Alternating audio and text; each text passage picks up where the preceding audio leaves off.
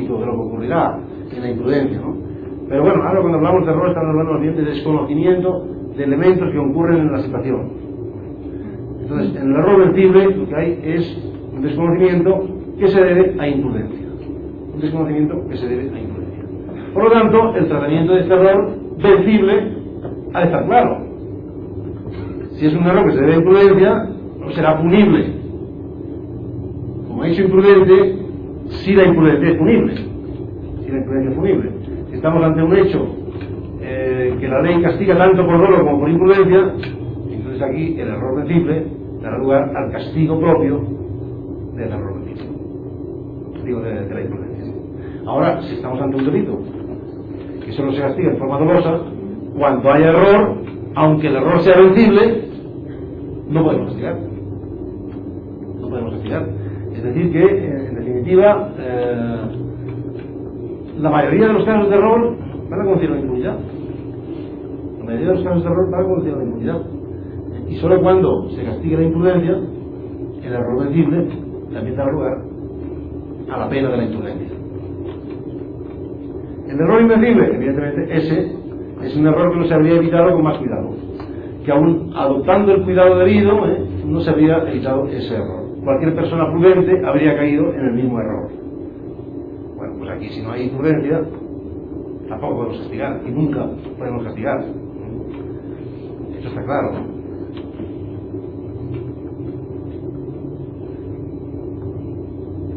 En fin, todos los códigos coinciden en este tratamiento. O digo, todos los códigos, todas las legislaciones, digámoslo así. Porque muchas veces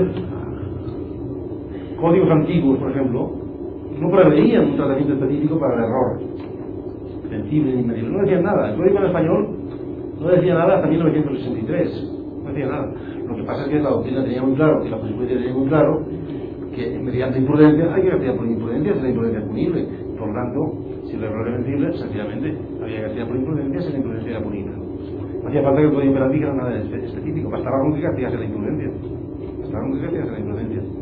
Pero poco a poco los códigos han ido introduciendo también alguna regulación de esto y hacen muchas veces referencia a esta cuestión. Un problema más complicado dentro del tratamiento del error es cómo hay que tratar el caso del error sobre elementos accidentales del tipo. El error sobre elementos accidentales del tipo.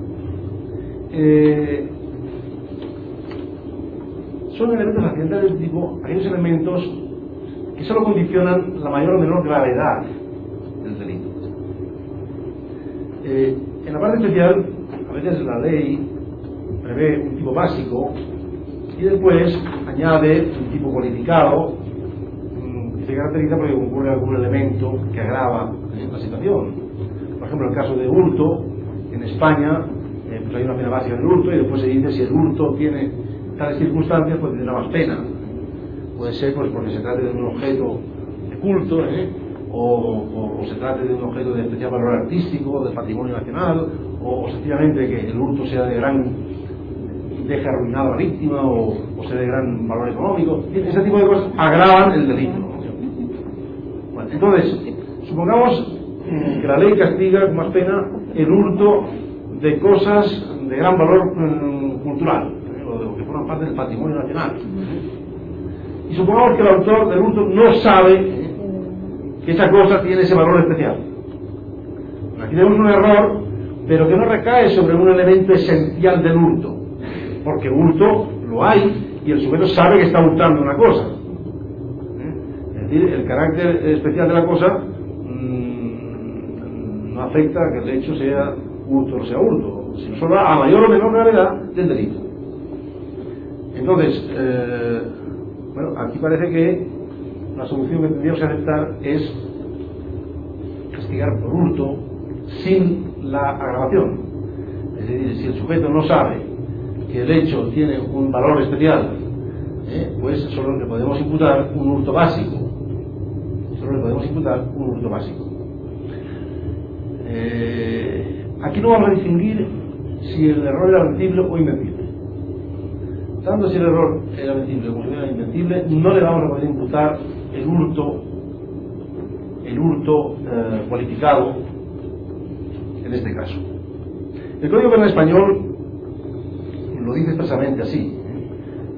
En el artículo que regula el error dice que tratándose del error de circunstancias que elevan la pena, pues sencillamente no se tendrá en cuenta la agravación y se pondrá la pena del tipo básico sin esa cualificación.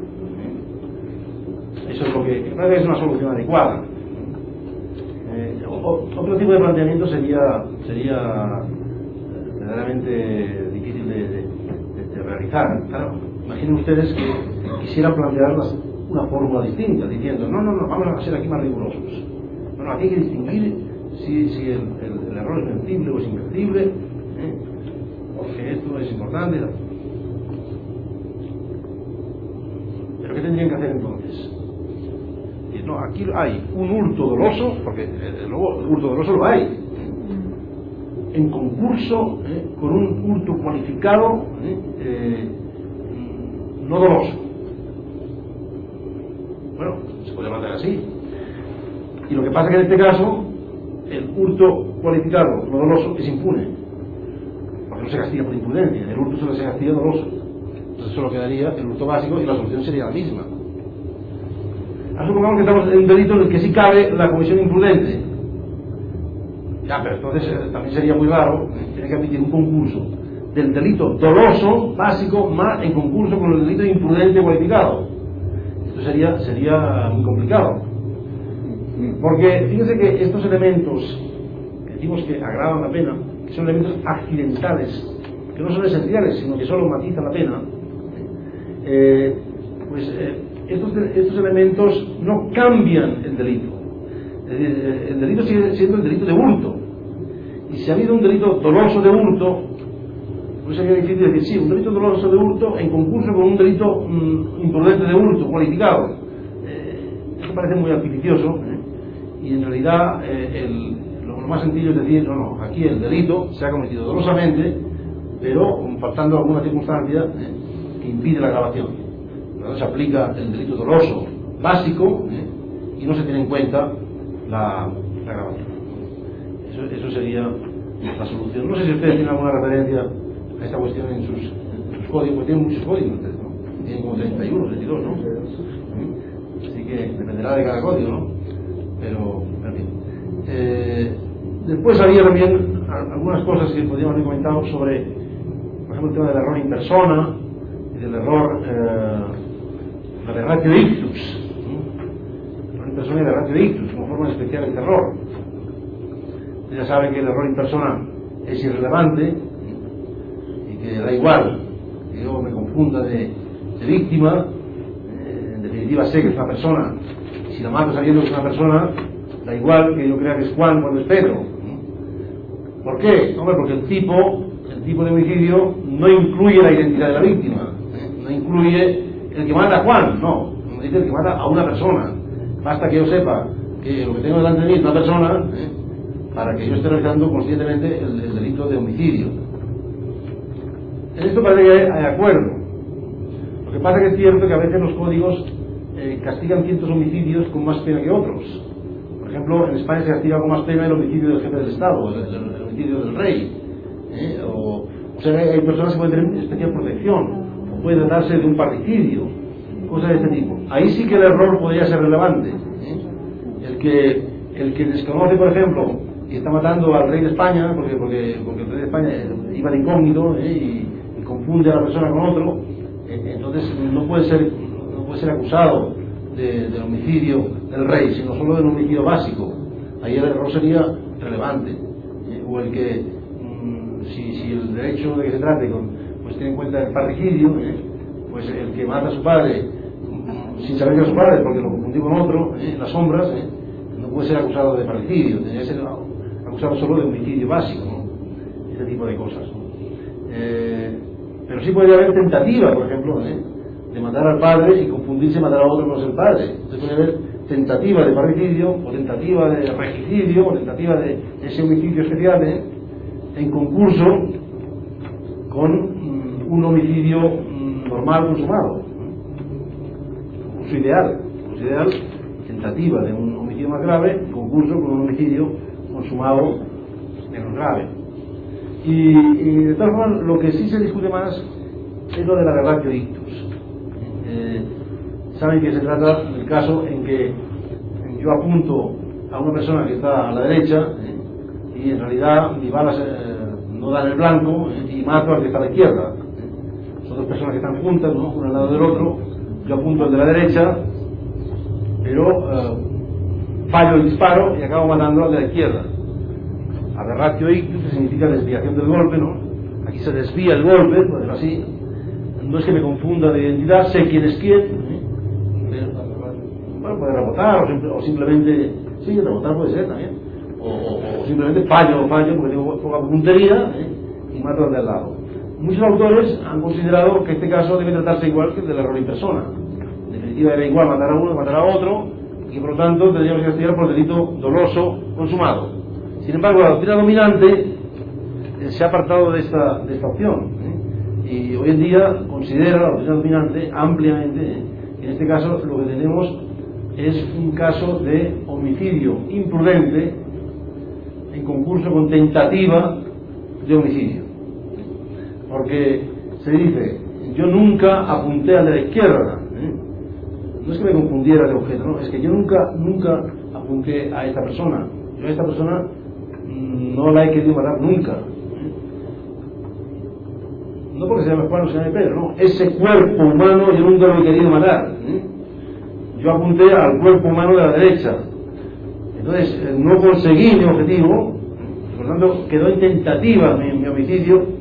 Y lo que pasa es que entonces he matado por imprudencia al del lado. ¿Por qué imprudencia? Hombre, porque estando alguien al lado de otro es imprudente disparar respecto al que no apunto, es imprudente disparar cerca de él, porque puede ser que lo mate, como en este caso ha ocurrido, ¿no? Entonces la doctrina dominante considera... ¿No en el dolo eventual en este caso? Bueno, podría ser también, podría ser. Es decir, si verdaderamente yo tengo poca puntería, están lejos, están muy pegados, pues efectivamente yo no puedo descartar que me equivoque, y entonces eso sería ya un caso de dolo eventual, ahí sí, pero por dolo eventual, dolo eventual de uno más tentativa del otro, entonces, más tentativa del otro, y si no hay esa peligrosidad tan grande, entonces podría ser tentativa de homicidio en concurso con homicidio imprudente.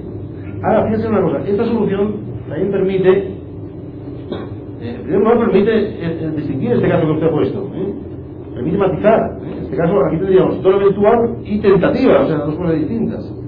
Pero también permite matizar en un sentido distinto, contrario. Supongamos el caso siguiente. Yo estoy en un bosque y quiero matar a una persona que está en el bosque.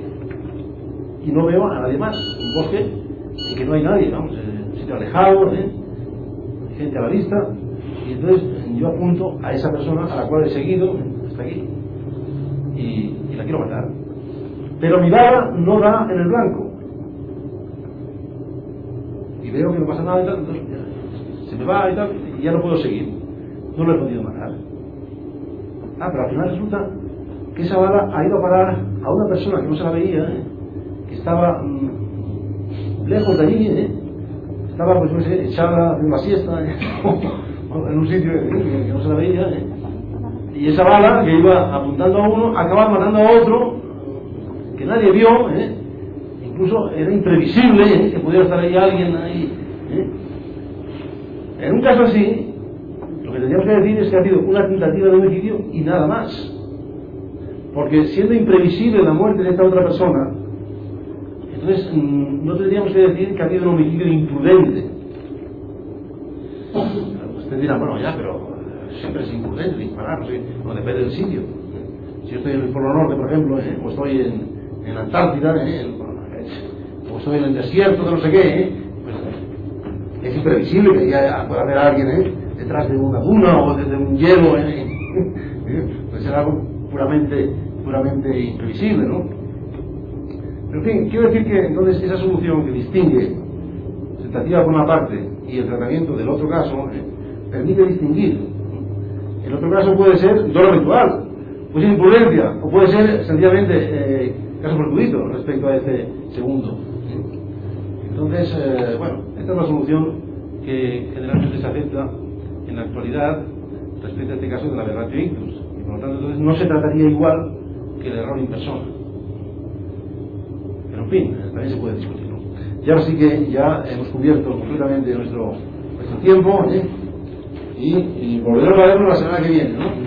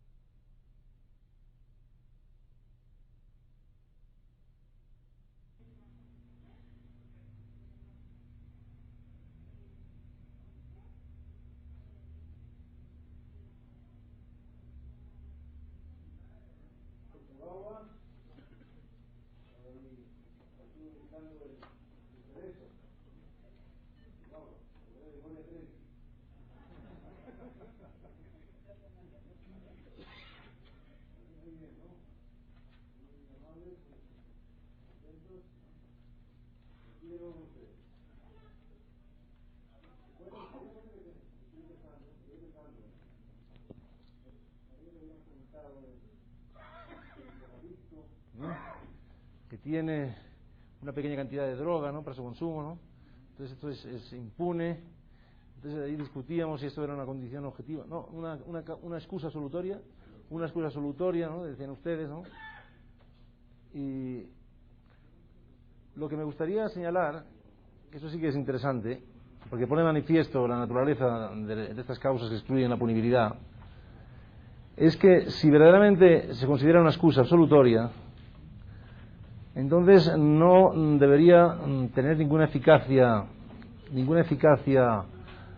es decir, no debería extenderse la impunidad más allá de esa persona. Es decir, es estrictamente personal. Si es una excusa absolutoria, es tan personal como el caso de los parientes que toman cosas de otro pariente, ¿no? Delitos contra la propiedad sin violencia o intimidación entre parientes, ¿no?, son también impunes. Entonces el parentesco es una excusa absolutoria, pero si un extraño ayuda, coopera con el pariente, ese debe responder, porque la excusa solo es personal, solo se refiere al pariente. Bueno, lo mismo ocurriría aquí, si usted lo considera una excusa absolutoria, entonces no debería alcanzar a quienes cooperasen con él. ¿Se dan cuenta de la consecuencia? En cambio, si lo considerasen un elemento del tipo, simplemente, ¿no?, normal y corriente, y que entonces no hay tipo ni hay delito, entonces no lo hay para nadie, no lo hay ni para él, ni para quienes cooperan o le hayan inducido, etcétera, etcétera, ¿no? ¿Se dan cuenta de la consecuencia que tiene considerarlo de una manera o de otra? Y bueno, ¿no?, lo digo simplemente para que lo tengan en consideración, ¿no? Y entonces pues extraigan sus propias conclusiones, ¿no?,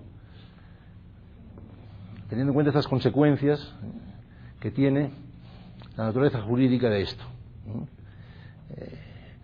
Desde mi punto de vista, efectivamente, cuando hay una excusa absolutoria, no se excluye el delito existe. Lo que pasa es que no se castiga a esa persona,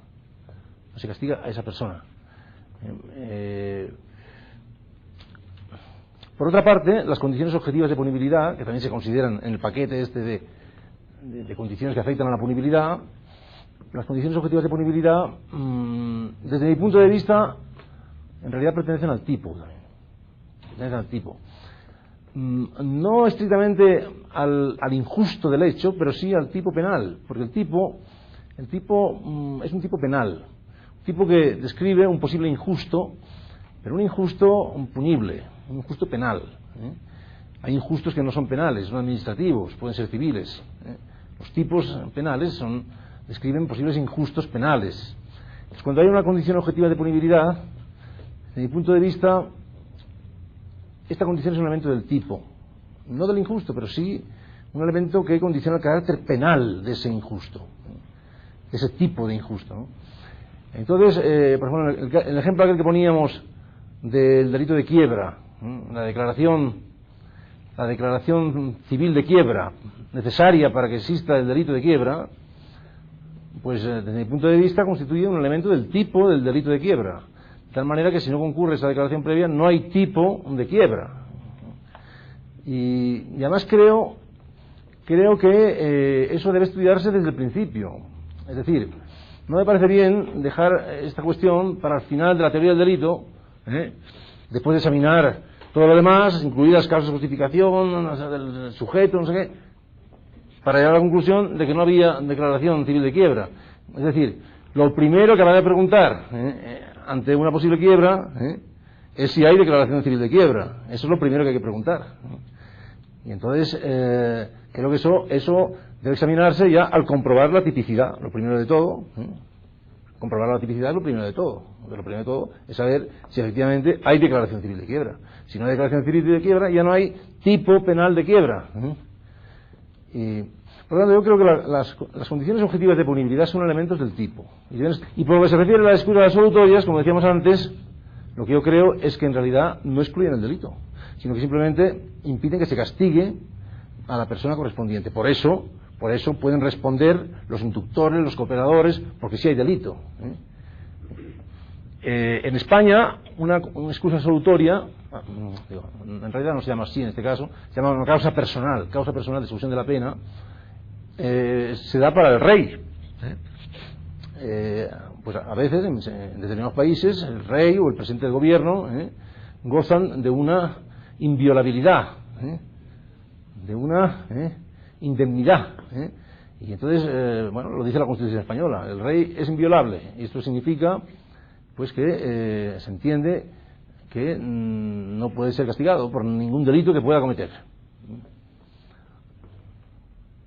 Desde mi punto de vista, esta es una causa personal de exclusión de la pena, esto lo admite todo el mundo, pero que no impide la presencia de delito. Lo que hace es que no sea punible para el rey.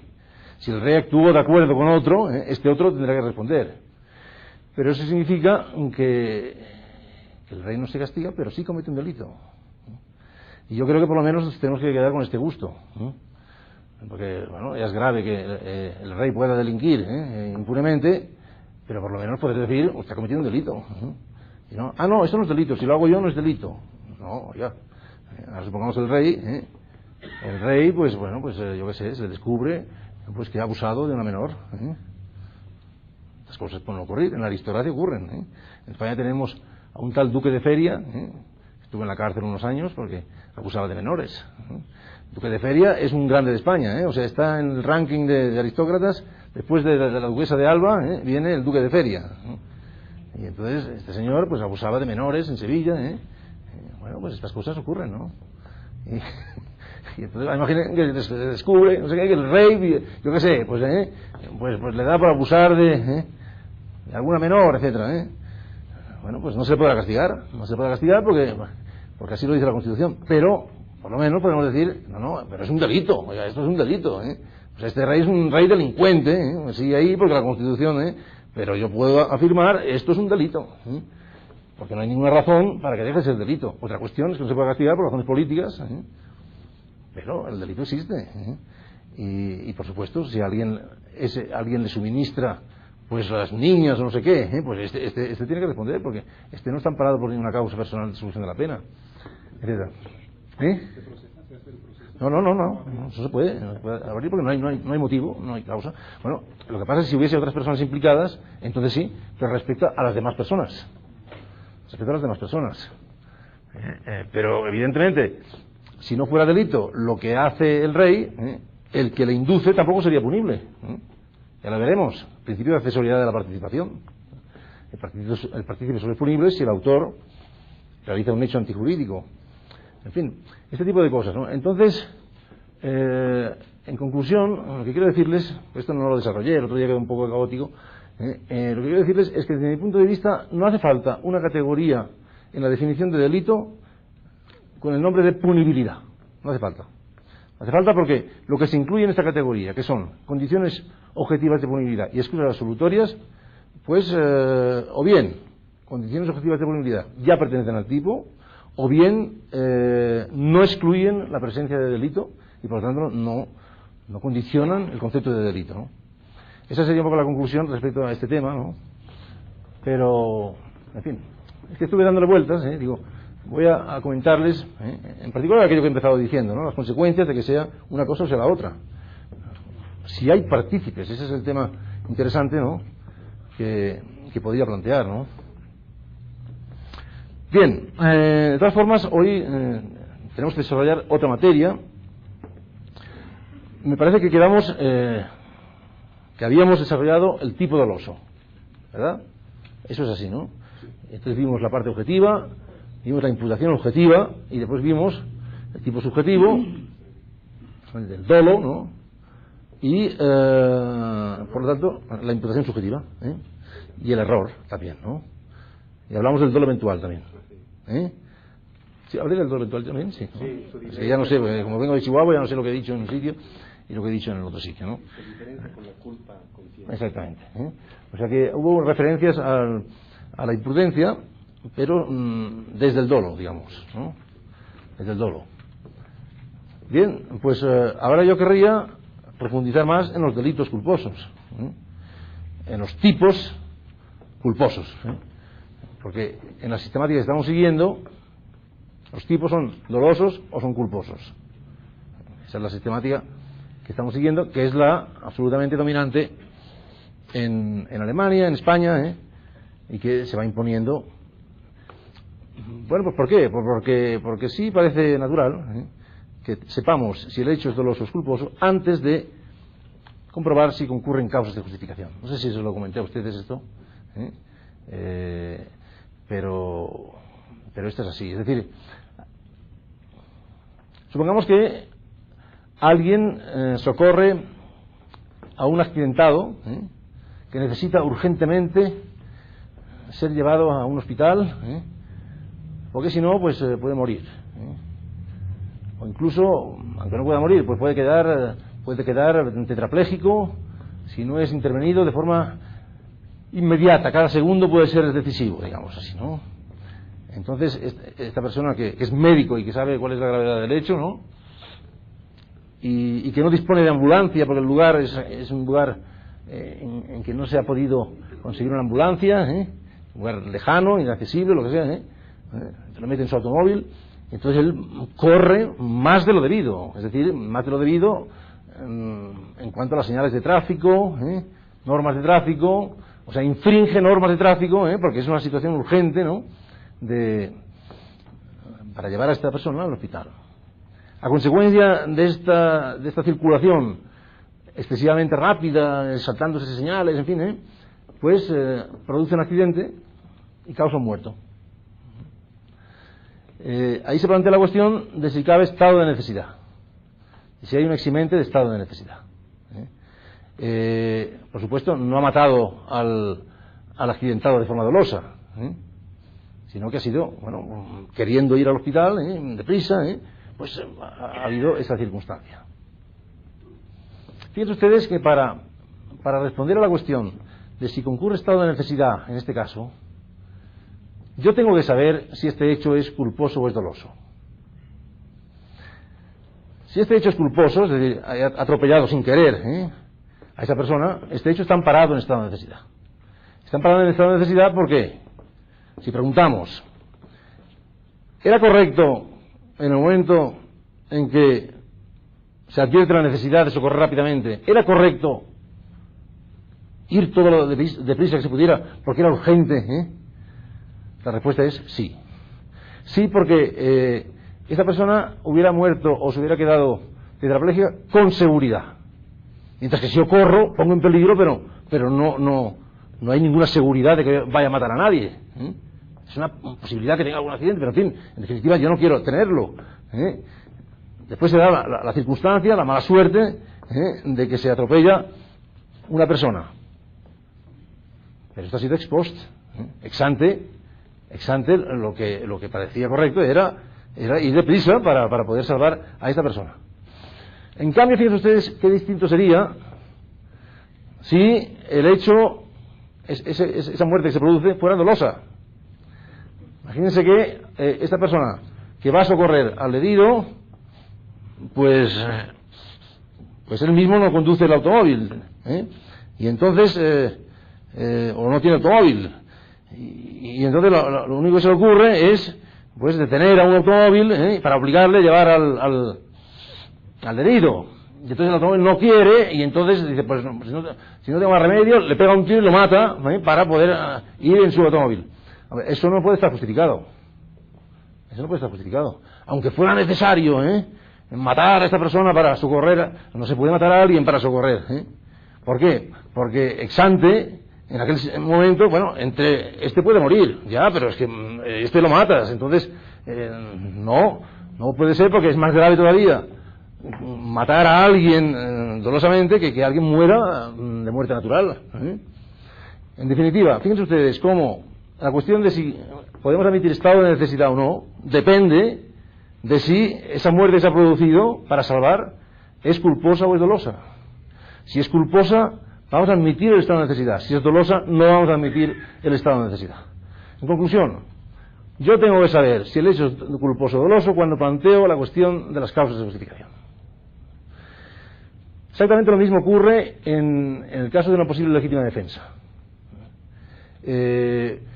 Alguien pues va a ser robado, o una mujer va a ser violada, esta persona tiene un arma, entonces pues puede impedir que la otra persona le robe o le viole, pues disparando sobre esta persona. Pero la persona que dispara no es experta en armas, y por otra parte pues está digamos presionada por la urgencia de la situación, y entonces ella pues no es que quiera disparar a la cabeza para matar directamente, dispara como puede, no para matar, porque tampoco es su objetivo, sino para neutralizar, para impedir que aquella otra persona pueda seguir agrediendo, ¿no? Pero con tan mala fortuna que las heridas que se causan pues se complican, no sé qué, y se acaba produciendo la muerte del agresor. Bueno, aquí estas muertes no han sido dolosas. Esta persona no quería matar directamente, quería simplemente herir, impedir la agresión, etcétera. Puede ocurrir que en esta circunstancia, por ejemplo, vamos a decir que se trate de un robo simplemente, no vamos a poner tan grave, un robo de una cantidad que tampoco sea exagerada. Puede ocurrir que en estas circunstancias nosotros no considerásemos necesario, para impedir la agresión, no considerásemos necesario tirar a matar. Y si la persona que va a ser robada dispara directamente a la cabeza, pues tal vez nos parecería que era excesivo. Que teniendo una pistola, sobre todo si el ladrón no iba armado, si el ladrón no iba armado o llevaba un cuchillo y yo tengo una pistola, pues no hacía falta disparar a la cabeza. Se puede disparar a una parte menos vital para detener la agresión. Ya saben ustedes que solo es admisible la defensa estrictamente necesaria. Bueno, podemos llegar a la conclusión de que disparar a matar no es necesario, ya, pero sí puede ser admisible que alguien sin disparar a matar dispare sin querer matar y acabe matando por imprudencia, digamos así, porque no ha disparado bien, porque por lo que sea. O sea, aquí también tengo que saber si el que dispara en defensa propia dispara para matar o simplemente ha producido la muerte por haber tenido que disparar de forma imprudente, digámoslo así. Si yo no sé si hay dolo o imprudencia, yo no puedo resolver esta situación. Entonces, fíjense que estas consideraciones no tienen nada de metafísicas ni de teóricas, sino que son muy, muy prácticas, pues han confirmado la conveniencia de saber si el tipo es doloso o es culposo antes de seguir adelante con el análisis de los demás elementos del delito. Una vez que sepamos si el hecho es doloso o es culposo, tenemos el tipo completo, entonces vamos a preguntar si hay causas de justificación o no hay causas de justificación.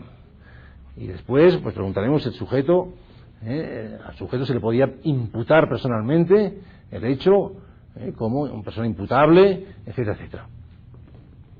Bien, pero en fin, hay otras consideraciones también que se pueden argumentar a favor de que el dolo tiene que formar parte del tipo. Hay otras argumentaciones que no tienen nada que ver con el finalismo de Belsel y con un concepto teórico de acción, todo eso es muy discutible. No, consideraciones muy jurídicas, muy jurídicas. Por ejemplo, si el hecho antijurídico es básicamente un atentado contra un bien jurídico, un ataque a un bien jurídico, como decíamos, pues lógicamente el injusto del hecho, la antijuricidad tiene que ver siempre con el grado de daño, de lesión al bien jurídico. Eso no es culpabilidad, eso es antijuricidad. Bien, pues yo les digo, y esta es una teoría mía, de la que estoy convencido, que cuando hay intención de lesionar el bien jurídico, este es un factor de riesgo que hace más probable la lesión del bien jurídico. Es decir, la conducta será más peligrosa si va con dolo que si va sin dolo. Y por lo tanto, el dolo tiene que ver con la gravedad del ataque al bien jurídico.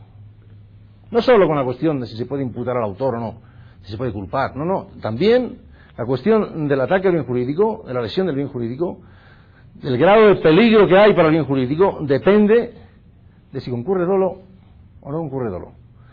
Yo le voy a poner un ejemplo muy sencillo.